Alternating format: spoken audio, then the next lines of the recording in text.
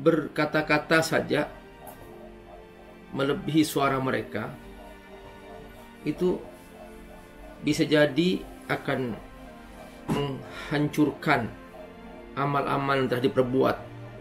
Jadi sekalipun dia seorang ahlul Quran, Ar-Rahman 'allamal Qur'an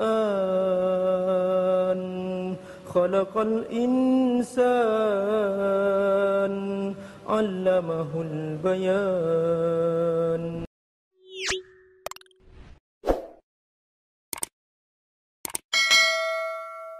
Nah, Bapak Ibu rahimakumullah, ini kita sedang berbicara tentang adab supaya kita diakui sebagai keluarga Allah, diakui sebagai ahlul Quran.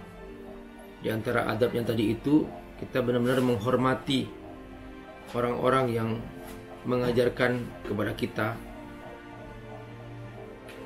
ajaran wahyu, ajaran Allah.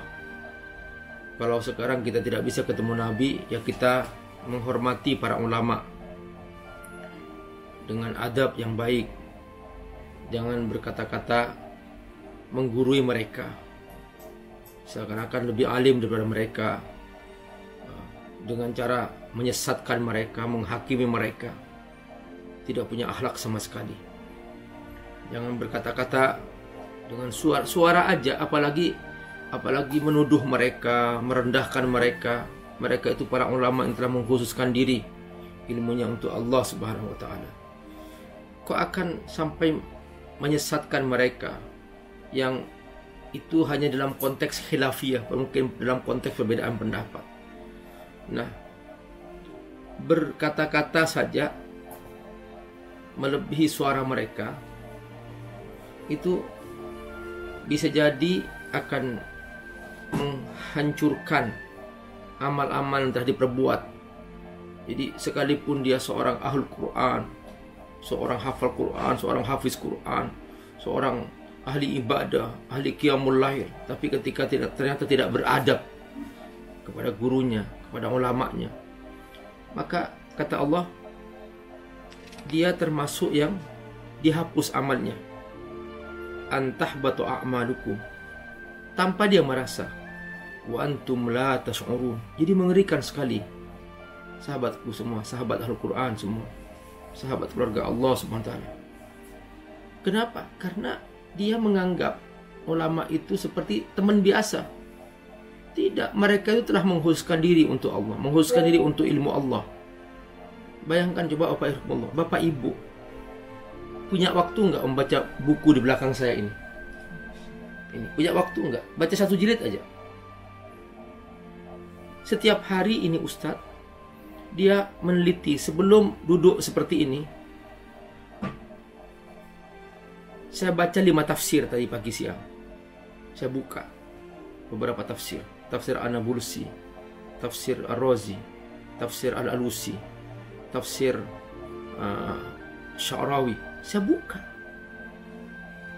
Jadi tidak mudah Allah untuk memasukkan ilmu ke dalam hati, kecuali butuh pemahaman yang dalam.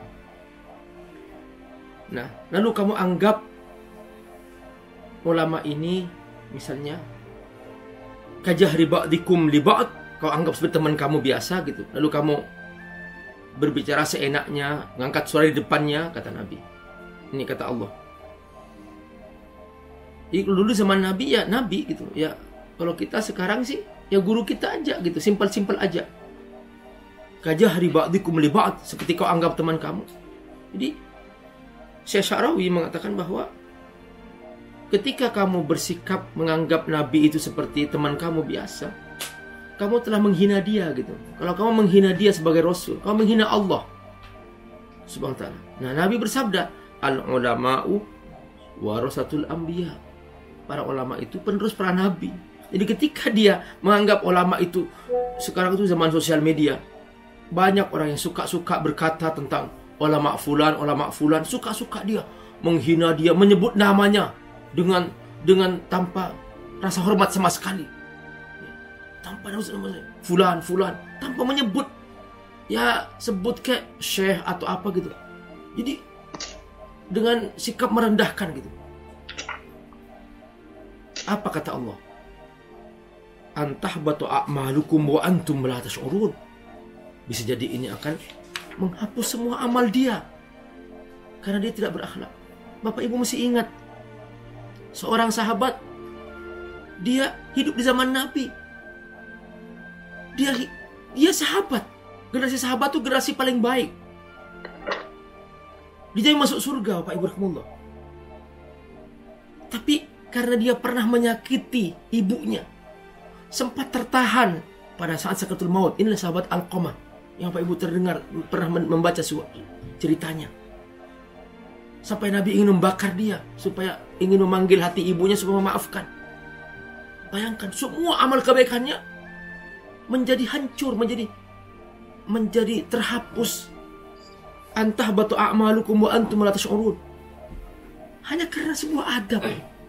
Adab kepada kedua orang tua, kepada ibunya. Jangan meremehkan Bapak Ibu sebuah adab. Ini masalah besar dalam Al-Quran. Sampai Allah turunkan satu surah namanya surah Al-Hujurat secara khusus. Jadi, ayo mulai sekarang kita belajar adab, belajar akhlak. Jadi jangan dianggap ustadz atau guru yang pernah kita mengajar ilmu itu dihargai sebuah materi. Jangan. Apalagi seorang qori disawer. Ya Allah, ini Quran. Kata Allah, wa idza quri'a al-Qur'anu fastami'u lahu wa ansitu la'allakum turhamun. Kau simak, kau harus khusyuk, nggak boleh sambil ngobrol. Ini disawer. Astagfirullahaladzim. Padahal sepanjang sejarah saweran di berbagai belahan bumi itu identik dengan untuk para biduan, penyanyi telanjang, penari di atas panggung disawer. Ini diidentikan kepada seorang qari yang membaca Quran. Na'udzubillah min dzalik. Ini merendahkan Al-Quran, merendahkan khairukum man ta'allama al-Quran wa 'allama. Jangan mau, wahai ustadz atau ustadzah, qari'ah, kau membawa Quran. Kalau mau mengasihi silahkan dengan cara hormat dan diperlakukan itu sebagai upah. Bukan. Jangan dianggap profesi tugas menyebarkan agama ini. Wahai para ustadz, jangan memasang tarif dengan dihargai seperti sebuah bisnis. No, jangan. Ya kalau dapat alhamdulillah, sebagai bagian daripada keberkahan yang disampaikan. Dan yang memberikan pun jangan merasa lebih tinggi, langsung sudah selesai dianggap begitu. Ini ilmu Allah yang disampaikan itu. Nah, itu termasuk akhlak yang harus diperhatikan kalau kita ingin menjadi keluarga Allah Subhanahu wa taala. Assalamualaikum warahmatullahi wabarakatuh. Alhamdulillah wassalatu wassalamu ala Rasulillah wa ala alihi wa sahbihi wa man. Teman-teman rahimakumullah, Abi Amir mengasuh sebuah pesantren Fat Institute. Pesantren Fat ini ada di Jakarta, ada juga di Sukawami, Bogor. Mereka rata-rata adalah anak-anak yatim du'afa dan mereka belum punya asrama, belum punya masjid, dan juga mereka membutuhkan pembebasan lahan untuk pesantren. Teman-teman, membantu para penghafal Quran adalah menyiapkan mereka punya masa depan yang cerah, dan otomatis kita juga membantu diri kita sendiri, karena dengan membantu mereka menjadi penghafal Quran, menjadi para ulama, semua kebaikan yang mereka kerjakan, setiap huruf dari Quran yang mereka ulang-ulang, kita semua kebagian pahala. Bukan hanya itu, nanti di alam akhirat, di surga, mereka akan datang menyambut kita dengan mahkota yang indah. Dan kita semua yang berdonasi untuk mereka akan diberi mahkota yang indah di pintu surga, sehingga kita semua bahagia selamanya di akhirat. Ayo bergabung membantu para santri yatim du'afa, penghafal Al-Quran, di pesantren Fadri Tafsir di Sukawangi, Bogor, melalui rekening di bawah ini. Semoga Allah berkati. Assalamualaikum warahmatullahi wabarakatuh.